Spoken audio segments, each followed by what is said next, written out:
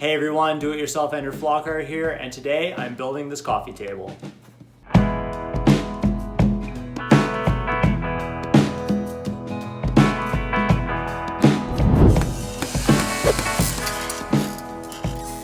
Hey everyone, and welcome back.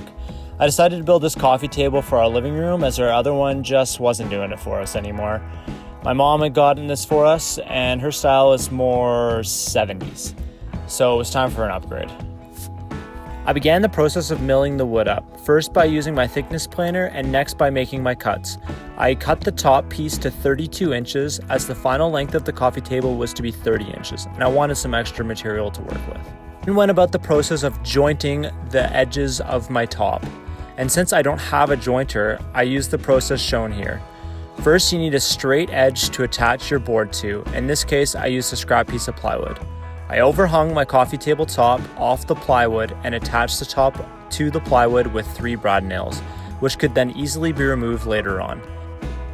Once the board is attached to the plywood, I take it over to my table saw and run the coffee table top through. I then remove the coffee table top from the plywood with a crowbar and run the reference edge against my table saw guard and create a perfectly parallel straight cut on the remaining uncut side. I did this for both of my top pieces. I then did the glue up using 3 clamps. Honestly, I don't know why I struggled so much to get these boards in the clamps nicely, but I managed to get them in. The most important thing to me when doing the glue up is making sure the boards are nice and level with one another. This makes the sanding process a lot quicker and easier. Also, when the clamps are tight, use a cloth or rag to remove any excess glue, as this will also save time later on.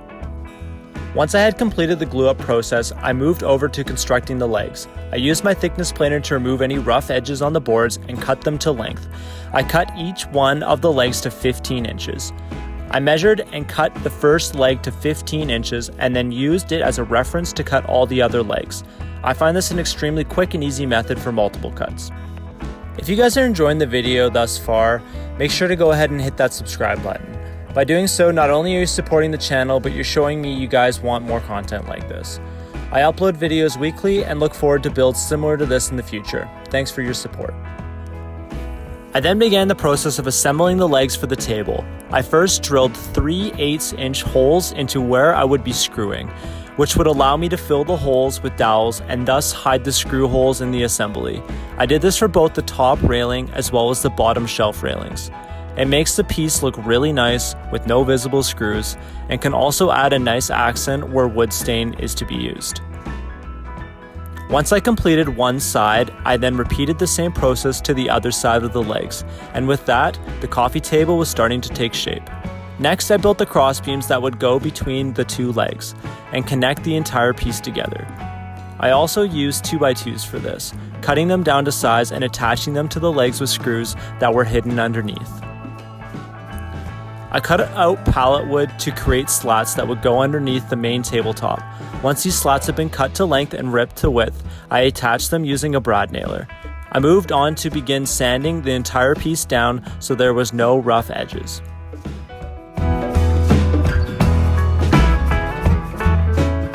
I got this DeWalt cordless 5-inch random orbit sander for Christmas this year, and I'm loving it so far.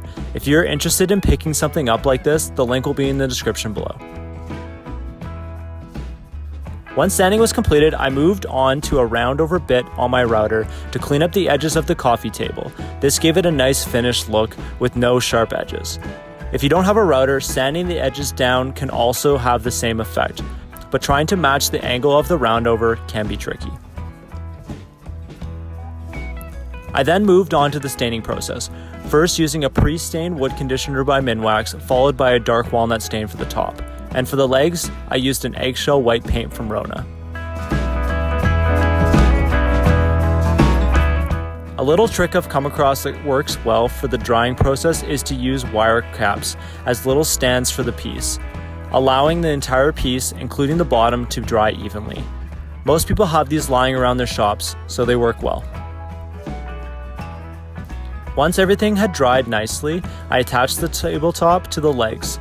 I did this by pre-drilling holes on the cross beams and screwing directly into the tabletop from underneath. making sure my screws were long enough to go into the tabletop, but not so long that they would puncture through the top. These screws would be strong enough for something like this, as the tabletop would generally have downward pressure and would be sufficient for this purpose. As you can see here, we have what I thought would be the final product, but to be honest, I wasn't extremely thrilled with how the slats underneath turned out. So I banged out all the slats with a hammer and decided to build a shelf that matched the top of the coffee table. I next cut a 2x12 down to fit within the bottom frame, and would be nice and flush with the inside of the cross beams. I did a quick dry fit to make sure everything fit nicely before I began the sanding process. I then did a quick sand, making sure not to sand the sides of the shelf as I wanted it to fit nice and snug. I stained the shelf with a wood conditioner, followed by a dark walnut to match the top color of the coffee table. Once the wood filler had dried, I sanded off all the excess wood filler and painted the bare wood white to match the legs. And then, once the white had dried, I began attaching the bottom shelf within the legs. This was done by pre-drilling pocket holes with a regular drill bit and then attaching screws to the outside cross beams. And once this was completed, I was able to bring the coffee table into its final resting place. I was really thrilled with how this turned out. I wasn't super thrilled with the slats, but I decided to go a different route and it turned out great.